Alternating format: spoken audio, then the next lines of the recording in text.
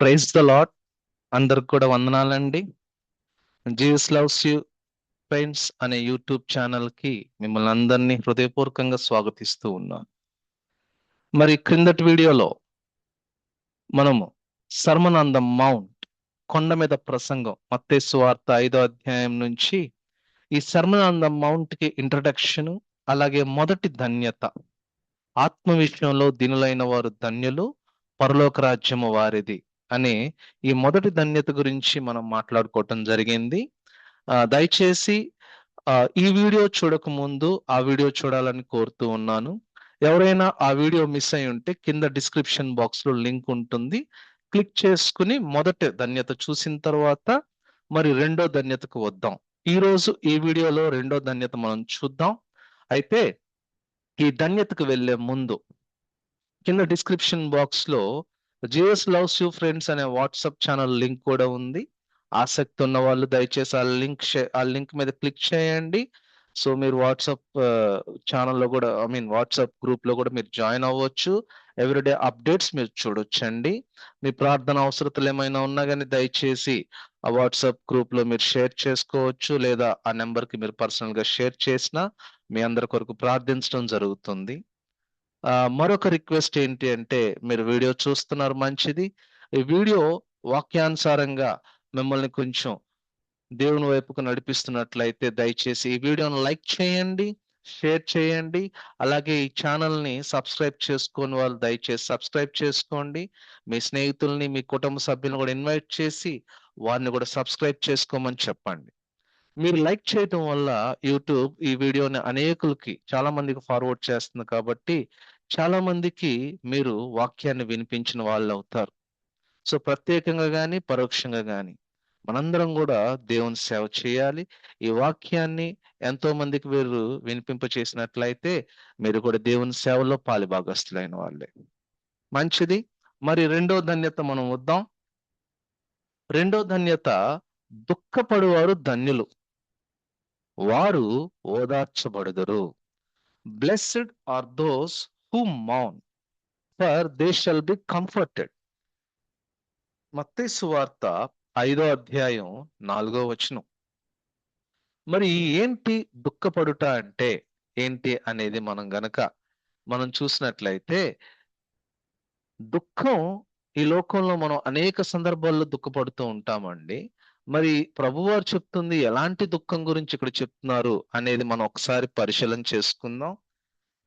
దుఃఖం అనేది సహజంగా మన మనస్సు లోతుల్లో ఉండే బాధని, వేదన్ని సూచిస్తూ ఉంటుందంట. సహజంగా ఈ లోకంలో మనకి ఇష్టమైన వారిని మనం కోల్పోయినప్పుడు, ఎవరికైనా ఏదైనా సమస్య వచ్చినప్పుడు మనం దుఃఖపడుతూ ఉంటాం. అయితే ఈ ఈ ఈ దుఃఖం ఎలాంటిది? మరి యేసు ప్రభు వారు చెప్తున్న ఇక్కడ దుఃఖపడువారు ధన్యులు, ఆ దుఃఖం ఈ దుఃఖం ఒకటేనా అనేది మనం జాగ్రత్తగా పరిశీలన చేసుకుందాం. దుఃఖించుట అంటే ఏంటి? మరి దుఃఖపడే వారిని ఎందుకు యేసు ప్రభు వారు ధన్యులు అంటున్నారు? ఈ లోకంలో ఏడ్చే వారిని ఎలా చూస్తారు?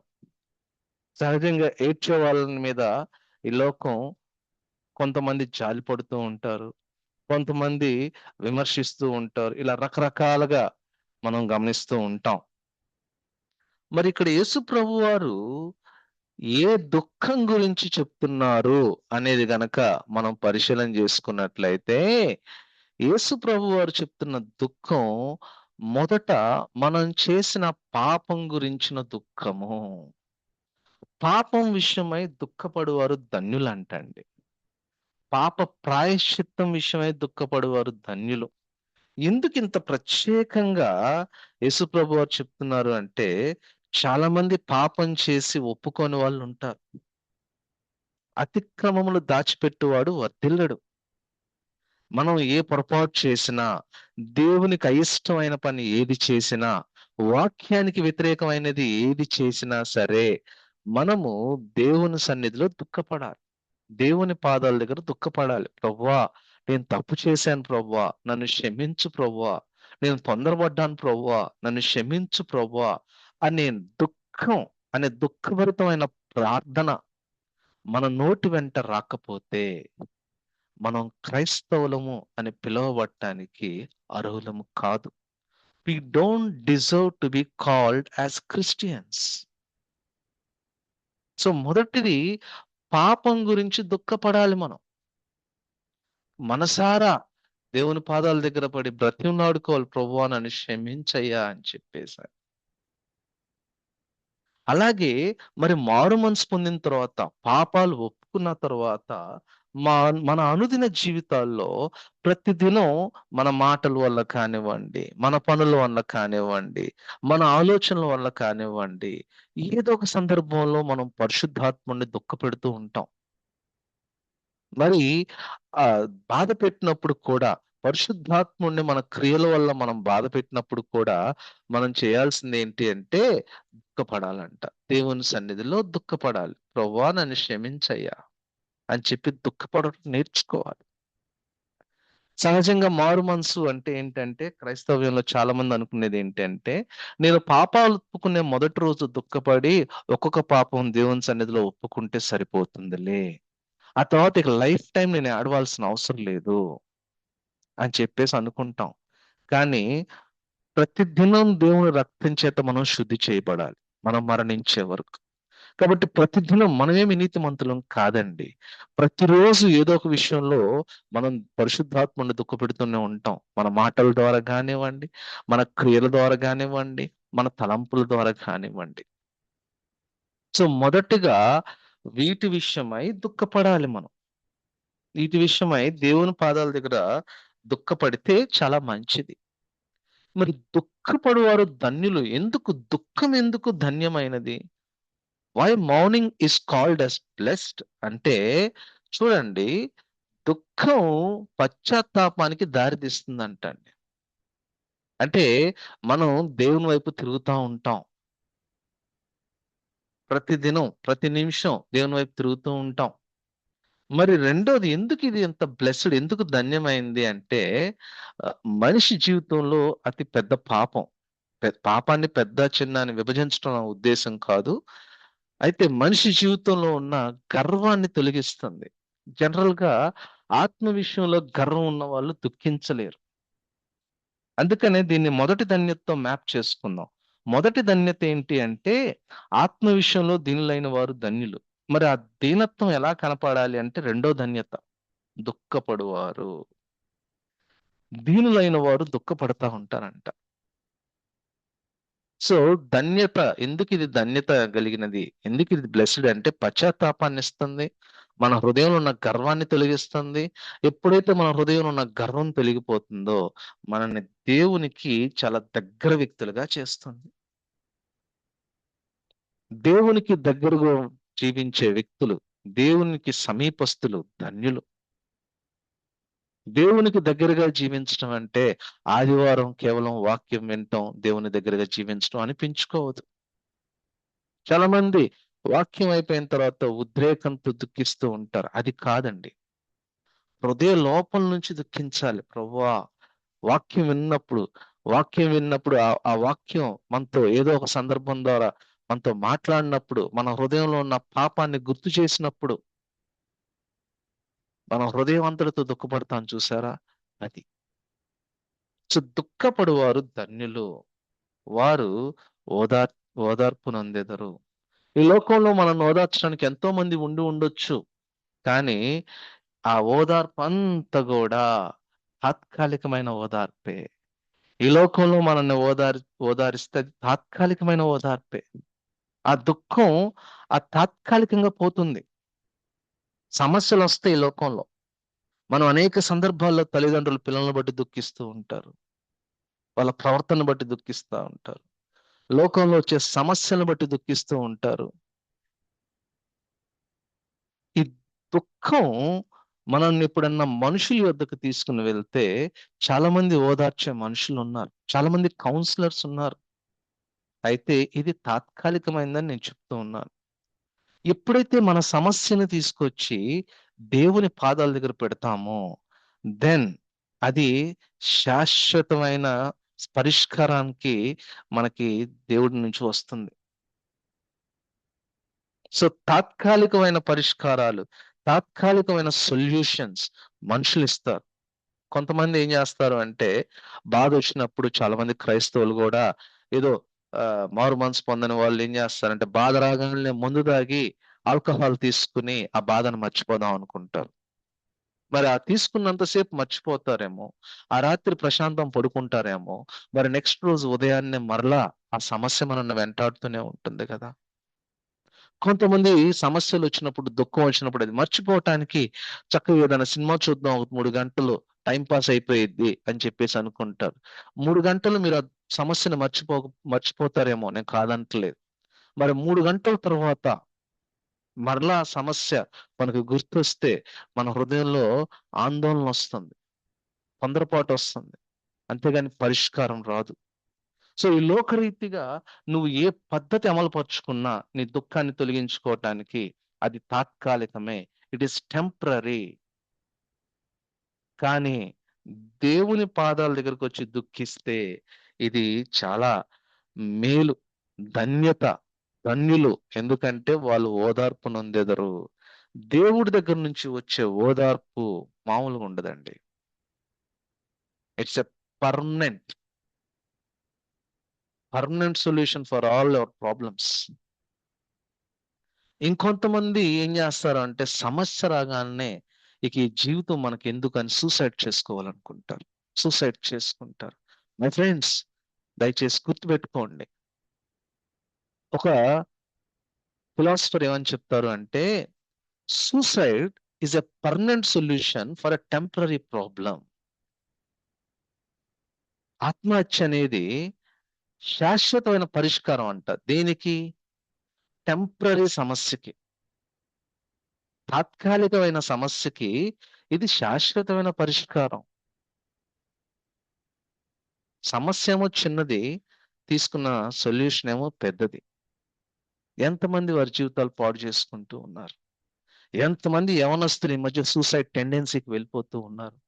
నా ప్రియ దేవుని బిడ్డ, మీరు ఆలోచించాల్సింది ఏంటి అంటే, ఇవన్నీ నాకు అనవసరం, నా యేసయ్య నాకున్నాడు, నేను ఆయన పాదాల దగ్గరికి వెళ్ళి నా సమస్య చెప్పుకొని దుఃఖపడతాను.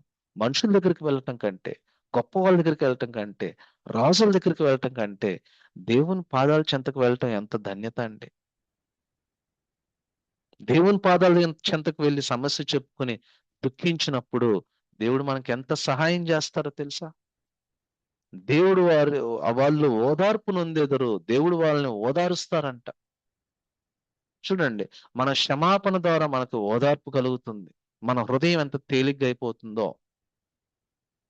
మనం ఎప్పుడైతే క్షమాపణ అడుగుతామో దేవుడు మన పాపాలను క్షమించి మన హృదయానికి శాంతినిస్తాడంట. అలాగే పరిశుద్ధాత్ముడికి ఇంకో పేరేమని ఉంటుందంటే బైబిల్లో, కంఫర్టర్, ఓదార్చువాడు. యోహాను సువార్త 14వ అధ్యాయంలో ఉంటుంది. కాబట్టి పరిశుద్ధాత్ముడి ద్వారా మనకు ఓదార్పు దొరుకుతుందంటే అండి. అలాగే సంఘ సహవాసం, ఫెలోషిప్, సహోదరులు ఐక్యత కలిగి ఉండటం ఎంతో మేలు. మన సమస్య మనం నమ్ముకున్న ఒక సహోదరుడికి చెప్పి వారిని ప్రార్థన చేయమంటాం, మనకి ఇది ధన్యత, సంఘానికి ఉన్న ధన్యత అది, సంఘంలో ఉన్న అడ్వాంటేజ్ అది. మనం ఒక సహవాసంలో ఉన్నప్పుడు, ఒక సంఘంలో ఉన్నప్పుడు తోటి సహోదరుల ద్వారా మన ప్రార్థన అవసరతలు చెప్పుకొని కలిసి ప్రార్థించినప్పుడు మనకు ఎంత బలం వస్తుందో, ఎంత ఓదార్పు వస్తుందో. కాబట్టి నువ్వు నమ్మిన సహోదరుడు ఎవరికి పడితే వాళ్ళకి చెప్పాల్సిన అవసరం లేదు. ఎవరినైతే నువ్వు నమ్ముతావో, నీ తోటి సహోదరుడు కావచ్చు, సేవకుడు కావచ్చు, ఇంకెవరైనా కావచ్చు, ఎవరినైతే మనం నమ్ముకుంటామో వాళ్ళకి మన సమస్య చెప్పుకొని చక్కగా ఆ సమస్యని షేర్ చేసుకొని కలిసి ప్రార్థించడం చాలా గొప్ప విషయం. కాబట్టి దుఃఖపడువారు ధన్యులు, వారు ఓదార్పు నొందెదరు. అయితే ఇక్కడ ఒక చిన్న విషయాన్ని మనం గమనించాలి. ఏ విషయాల కొరకు మనం దుఃఖపడాలి అనేది ఈ వీడియోలో నేను క్లారిటీ ఇవ్వడం జరిగింది. మన పాప విషయమై, మన లోపాల విషయమై, మన బలహీనతల విషయమై, ఎట్ ద సేమ్ టైం మన అవసరతల కొరకు కూడా దుఃఖపడొచ్చు. అయితే కొరింథీయులకు రాసిన పత్రిక వాక్య భాగం కొరింథీయులకు రాసిన పత్రికలు ఏమని చెప్తుంది అంటే 2 రకాల దుఃఖాలు ఉన్నాయి అంటండి. ఒకటి ఏంటి, రెండో కొరింథీయులకు రాసిన పత్రిక 7వ అధ్యాయం 10వ వచనం గనక మీ పరిశుద్ధ గ్రంథంలో మీరు తీసి చూసినట్లయితే దేర్ ఆర్ 2 టైప్స్ ఆఫ్ మౌనింగ్స్. 2 రకాల దుఃఖాలు ఉన్నాయి. ఒకటేమో దైవ చిత్తానుసారమైన దుఃఖము, ఇంకోటేమో లోకానుసారమైన దుఃఖం. దైవ చిత్తానుసారమైన దుఃఖం ఎలాంటిది అనేది ఇప్పుడు దాకా మనం నేర్చుకున్నాం. దైవ చిత్తానుసారమైన దుఃఖం ఓదార్పుకు దారితీస్తుంది. పరిశుద్ధాత్ముడు మనలో ఉండి మనల్ని ఓదారుస్తాడు అని చెప్పేసి అంటుంది. దైవ చిత్తానుసారమైన దుఃఖం ఏంటంటే మన పాపాలని బట్టి మనం దుఃఖించడం. లేదు, ఒక విశ్వాసి అయిన తల్లి ఉంది, తన కుటుంబ సభ్యులకి మారు మనసు లేకపోతే వారి కొరకు దుఃఖపడటం దైవ చిత్తానుసారమైన దుఃఖం. మన బంధువులకి మారు మనసు లేకపోతే వారి కొరకైన విలాపన, వారి కొరకైన ప్రార్థన దైవ చిత్తానుసారమైన దుఃఖం.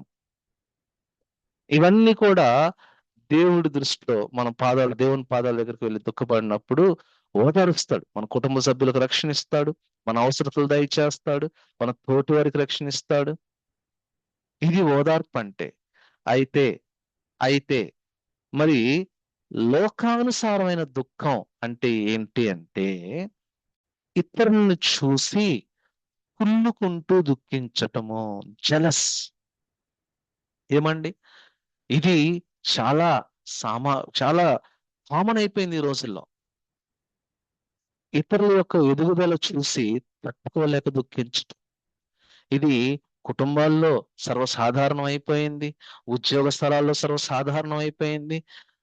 ఇంకా చాలా దుఃఖకరమైన విషయం ఏంటంటే సంఘాల్లో కూడా చాలా చాలా కామన్ అయిపోయింది ఈ రోజుల్లో.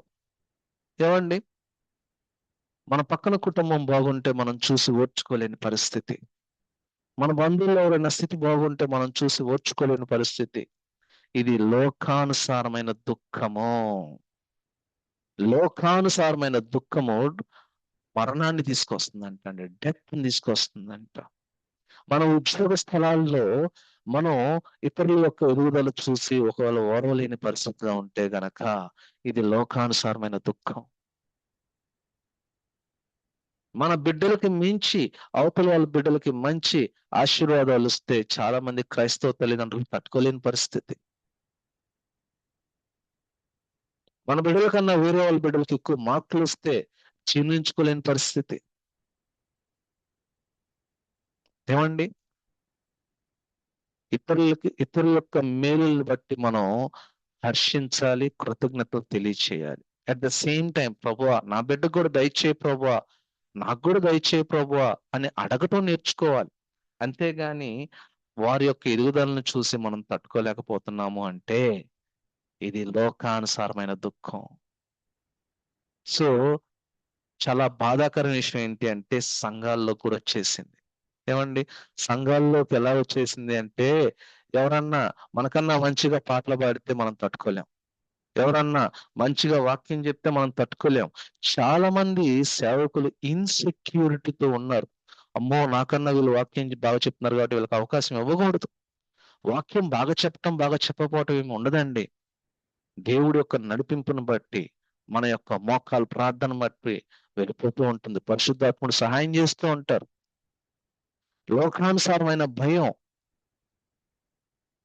వాక్యం ఎప్పుడైనా సరే వాక్యం చెప్పే వాళ్ళకి దగ్గర చేయకూడదు, వాక్యం ప్రభువుకు దగ్గర చేయాలి వినేవారిని. నేను వాక్యం బోధిస్తున్నాను అంటే నాకు దగ్గర అవ్వాలనేది కాదు, క్రీస్తుకు దగ్గర అవ్వాలి. మనందరం సహోదరు యొక్క ప్రేమ కలిగి ఉండాలి, సహోదరు ప్రేమ కలిగి ఉండాలి. కాబట్టి జరిగేది ఇదే. చాలా సంఘాల్లో నేను ఇది చెప్పడానికి చింతిస్తున్నాను, జరుగుతుంది ఇదే. మంచిగా వాక్యం చెప్తూ తట్టుకోలేని సేవకులు ఉన్నారు, మంచిగా పాటలు పాడితే ఓరలేని సంఘస్థులు ఉన్నారు. దేవుని పనులు చురుగ్గా ఉంటే వీళ్ళు ఏదో ఒక విధంగా వెనక్కి తోసేయాలని చెప్పేసి ఆలోచనలో ఉన్నారు. కాబట్టి మీరు ఎవరి గురించి ఆలోచించొద్దు. క్రీస్తు పాదాల దగ్గర ఉండి ప్రభువా నన్ను ఎలా వాడుకుంటావు, ప్రభువా నాకేం ధన్యతలు ఇవ్వబోతున్నావు అని చెప్పేసి మనం ఆలోచించాలి తప్పించి మనుషుల వైపు చూడటం మానేద్దాం. మనుషుల వైపు చూస్తే అది లోకానుసారమైన దుఃఖానికి దారి తీస్తుంది. వాళ్ళ మీద కోపతాపాలకి మనకి ఇవన్నీ కూడా వచ్చేస్తా ఉంటాయి. కాబట్టి ప్రియ దేవుని బిడ్డ, మనుషుల వైపు చూడటం మనం మానేద్దాం. దేవుని వైపు చూద్దాం. దైవ చిత్తానుసారమైన దుఃఖం మనల్ని ఎంతగానో దేవునికి దగ్గర చేస్తుంది. లోకానుసారమైన దుఃఖం దేవునికి దూరం చేసి మనని ఆత్మీయ మరణానికి దారితీస్తుంది. కాబట్టి ఈ వాక్య భాగాన్ని, ఈ రెండో ధన్యతను నేను ముగించే ముందు కొన్ని ప్రశ్నలు వేసి ముగిద్దాం అనుకుంటున్నాను యాజ్ యూజువల్ గా.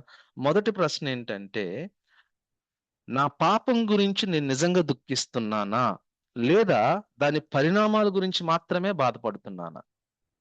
చాలా మంది మొదటిది పాపం గురించి దుఃఖించరు కానివ్వండి, దానివల్ల వచ్చే కాన్సిక్వెన్సెస్ కి భయపడి బాధపడుతూ ఉంటారు.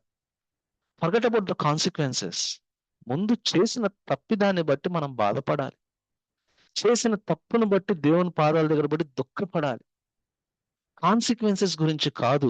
మనం దుఃఖపడి మనం ఒప్పుకున్నా సరే కొన్నిసార్లు ఆ కాన్సిక్వెన్సెస్ ఈ లోకంలో ఉన్నప్పుడు మనం భరించాల్సిందే, అనుభవించాల్సిందే. అలాగే ఇతరుల ఆత్మీయ పరిస్థితి కొరకు నేను ప్రార్థిస్తున్నానా? ఇతరుల యొక్క రక్షణ కొరకు నేను దుఃఖపడుతున్నానా? అది నా కుటుంబ సభ్యులు కావచ్చు, నా తోటి సంఘస్థులు కావచ్చు, నాకు తెలిసిన వారు కావచ్చు. వారి కొరకు నేను ప్రార్థిస్తున్నానా, దుఃఖపడుతున్నానా? మూడవది ప్రశ్న చాలా ప్రాముఖ్యమైన ప్రశ్న.